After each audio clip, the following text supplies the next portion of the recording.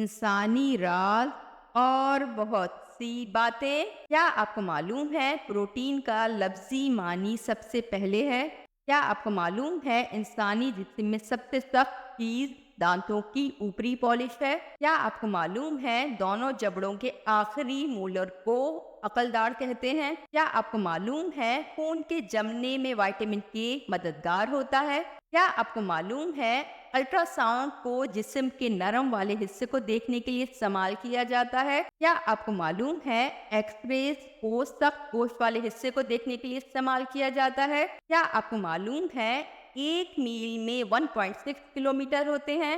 کیا آپ کو معلوم ہے دن تارا زہرا کو کہا جاتا ہے کیونکہ یہ دن میں بھی نظر آتا ہے؟ کیا آپ کو معلوم ہے لہسن کی ایک پوتھی میں پانی کی مقدار 63% ہوتی ہے؟ کیا آپ کو معلوم ہے ہینگ کی بو لہسن جیسی ہوتی ہے؟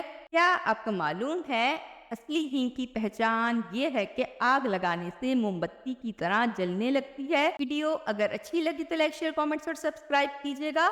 باقی آئندہ، خدا حافظ۔